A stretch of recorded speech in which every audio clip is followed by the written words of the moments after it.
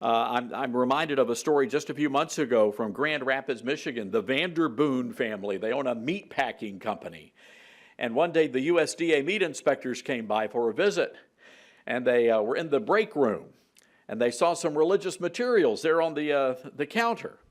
And one of the USDA inspectors became offended by those materials, and they summoned Mr. Vanderboon to his office. Can you imagine that? Government agents summoning someone to their own office and their own business? And they told Mr. Vanderboon, you either remove those materials because they are offensive to us, or we will remove our meat inspectors. Now, any of you know anything about meat packing business, which I did not, but I have now been educated on. If you remove the meat inspectors, the USDA inspectors, they have to shut down that business. 45 people would have been put out of work. 45 people. So Mr. Vanderboon did as he was ordered to do and removed the materials, and he has filed a formal complaint.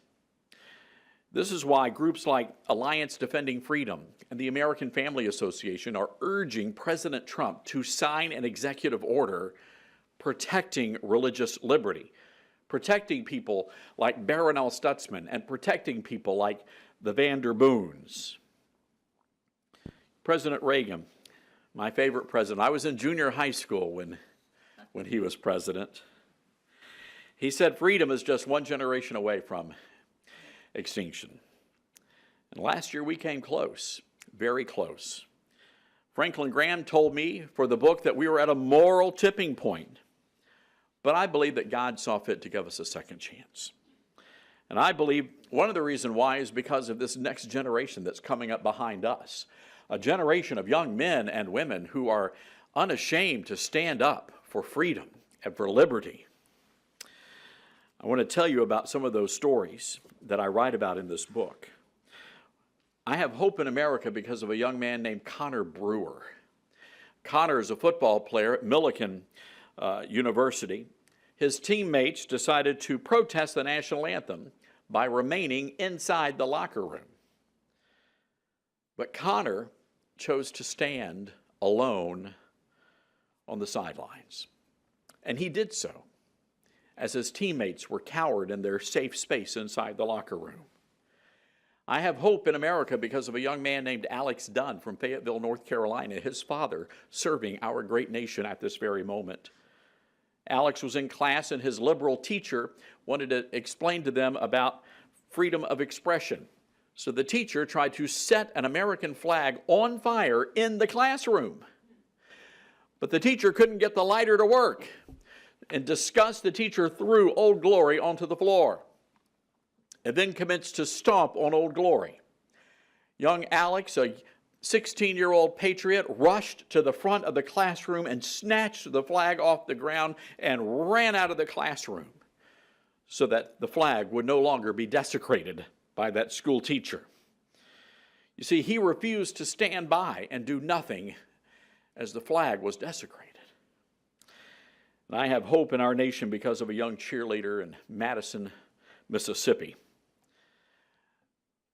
It wasn't long ago that a federal judge appointed to the bench by President Obama told this school district that if they engaged in anything remotely religious, they would be fined $10,000 per violation. Well, it just so happened that the high school marching band was doing a performance of How Great Thou Art. Now, I'm originally from the South, and that's a popular hymn in the church that I attend. And I'm sure the principal was counting up the number of people in the marching band, and he was afraid that he was going to have to multiply that number by $10,000. That's a lot of cookie sales. So we called the kids to the front office and said, kids, I'm sorry, but you're not going to be able to play that song. You're not going to be able to perform your halftime routine. And I want to pause for a moment and say this. Once again, it illustrates the importance of not just the Supreme Court, but the lower courts as well. This is a lower court ruling. Well, Friday night football game came, and it was a hot, humid night in Mississippi. As the players walked off the field at halftime, a very strange and unsettled hush fell over the stadium there. no one quite knew what to do. There were no marching bands. And suddenly, a young lady started singing a familiar song. And one by one, people in the stands began to sing along with her, and before too long, the entire stadium rose to their feet in defiance of their government and sang, "How great thou art." So the question I pose in the book is this: who among us will stand with the Barronelle Stutzmans of the world? Who among us will stand with the Alex Dunns of the world and the good people of Madison, Mississippi? You know, the liberals may try to silence our voices. They may try to bully us into submission, but we cannot be silent. We must not be silent. You see, they took a stand for religious liberty in the great state of Mississippi, and I believe it's spreading like wildfire across the fruited plain. This is a quote that's often been attributed to Dietrich Bonhoeffer: "Silence in the face of evil is evil itself." God will not hold us guiltless. Not to speak is to speak, not to act is to act.